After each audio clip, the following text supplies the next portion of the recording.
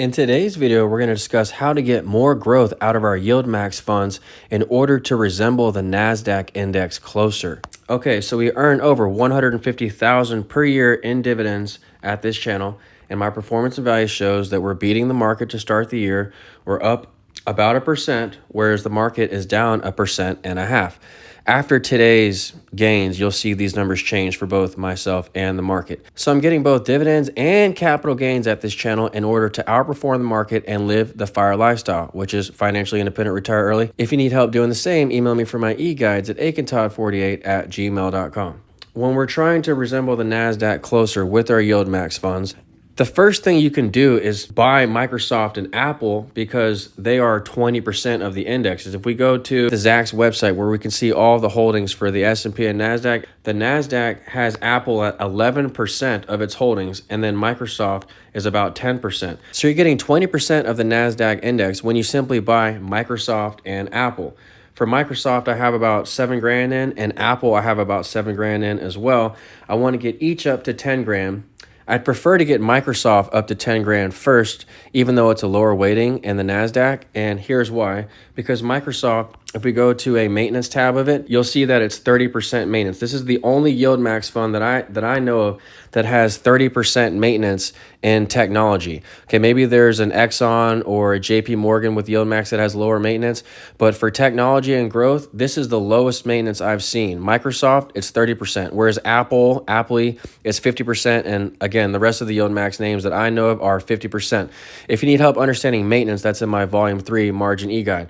Maintenance is the secret to everything, okay? Maintenance is how I live the FIRE lifestyle in my brokerage account. Okay, yes, you want gains, yes, you want dividends, but you need low maintenance because if your maintenance is high, then you can't even withdraw out of your account, okay? My available withdrawal is $215. My account value is $488. So I don't really look at the $488. I look at the $215, and I need to be able to withstand margin calls. So if this gets to zero, then you're in a margin call. But I can withstand over 30% corrections. And the dividends that I earn of over $150,000 per year, they will pay back my margin debt in less than 1 year. So I'm not worried about leverage in a down market because my dividends will just keep coming in every month and my leverage will magically disappear. And then I'll be left with all these dividend paying assets to myself, paying monthly cash flow for life. These dividends qualify 2 banks for loans, not trading gains and not Bitcoin gains. Plus, trading loses 90% of the time. In dividends, it's hard to lose because if you just hold long enough, then you will cash flow the investment. In our Yieldmax funds, you can hold these funds for less than 2 years and you can cash flow and double your investment. So that's the first thing that I care about when living the FIRE lifestyle is keeping my maintenance low and my available for withdrawal high. The other thing I care about is just simply indexing all my investments. So if I'm going with the indexes, then I don't feel much downside risk because I'm gonna fall by less amounts than stock since I'm tied to the indexes. I don't care what happens because the indexes average 7% per year over time. Well, the S&P does. So most of my money is in Cornerstone, and this is the best index fund that I know of. Cornerstone is a 4-star fund, and it beats the market over the last 10 years if you see my past videos. So I put most of my money in Cornerstone because it's the index, and I'm trying to get more index exposure by buying Microsoft and Apple. But you have to be aware that if you buy too much of Apple and Microsoft, they are large parts of the indexes, right? So if you have index plays like Cornerstone, like Defiance, you want to eliminate overlap risk. So don't put too much in the Yieldmax stocks just trying to replicate the NASDAQ if you already have a bunch of indexed exposure. In Cornerstone's case, it's a closed-end fund, so just make sure you time this fund around its rights offerings. Closed-end funds like Cornerstone and Gof down here, these are highly rated funds, but they require some timing and toggle that special drip for Cornerstone. Cornerstone drips is 21% dividend down at the NAV. If you need help playing Cornerstone, that's in my Volume 4 e-guide. So you want to eliminate the overlap of having too many stock-specific names like an Apple and Microsoft, because if you have too much of these stocks, again, and they're in the indexes, you're going to fall by twice the amount. So watch out for overlap risk. Also, if you want to know how I'm outperforming the market to start the year, people are asking, how are you already beating the market to start the year? Well, Cornerstone's been strong, but also I have really high dividends. I earn about $15,000 per month in dividends, so this helps with my performance in a dramatic way. I've already gotten Defiance and Cornerstone dividends this month, so that's why I'm getting this outperformance. And if I use margin leverage, then I'm going to outperform guaranteed if the market goes up, because whatever the market's doing, I'm tied to the indexes, so I'm going up with the indexes, and then my leverage just gives me extra performance, obviously. And in a down market, I don't see as much downside because I have strict position size management, okay? Not only am I tied to indexes that are pretty conservative like Cornerstone, but when I have something like an Apple and Microsoft, I only have 7,000 in them. So Apple and Microsoft, I manage these position sizes very carefully, and they're so large because they're such a large part of the indexes. And then all my other stock-specific plays that are Yieldmax, I have smaller amounts in them, 1,500, 2,000. So this is how I'm outperforming in down markets. We have a 20% down year in the market, and I get dividends from Cornerstone, 20% dividends, for example. Well, then I'm going to break even at the end of the year because 20% dividends gives you break even. So this is how I'm actually outperforming on down days. And another way that I outperform the market and get better index correlation is I have some Bitcoin. Bitcoin is obviously growth, and Bitcoin is not in the indexes, but it's a good way to get pure growth. Okay, as you can see, we're up today in our Bitcoin names. They provided a nice little boost today. ARK-A, ARK-Z. They were up nicely for us, and they're lower maintenance than GBTC. Okay, again, I use the ARK funds for my Bitcoin exposure, and so they're 50% maintenance, and I'm preserving a lot of equity that way. Okay, I'm also anchored with the highest quality Bitcoin plays you can find, Bitcoin itself and Ethereum. Then I spread it out to all these altcoins, and I have such a small amount in each altcoin that I can't really lose. Like you saw today, Litecoin was down 4%, but it barely even budged me today because, as you can see, I'm up about $4,000 today.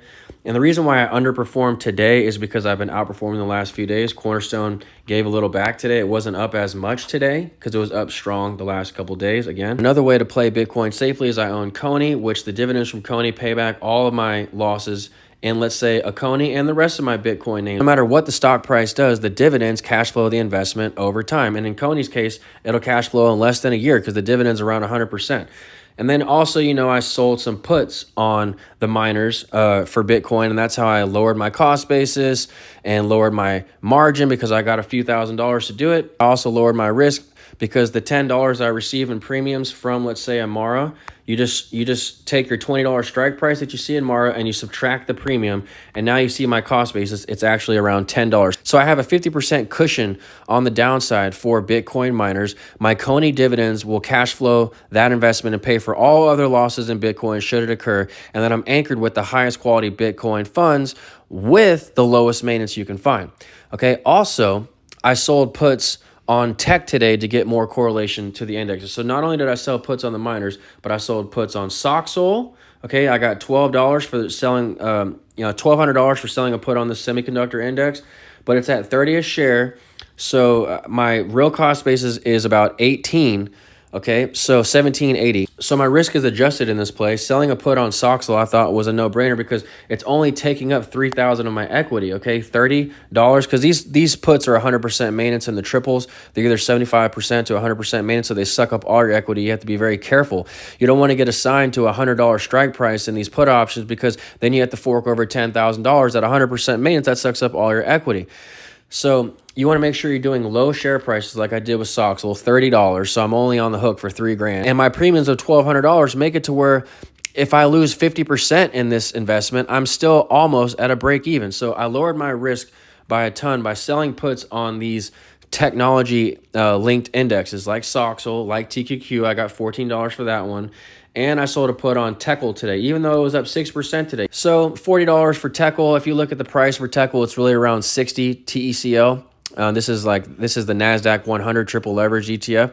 So my cost basis is significantly lower than the current market price. It's $20 lower, 60 minus 40. Oh, that's my cost base. But then you factor back in the premium.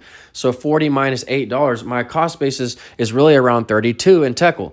And when the market goes up, if tech goes up, these will give me days gains exposure. So I can either take the profits from the gains, or if I'm losing in them, I just let time go by and I collect the premiums, the $1,000 that I received in premiums. I just pocket those, and those lower my margin. Okay, that's how I'm lowering my margin and keeping it around under 130.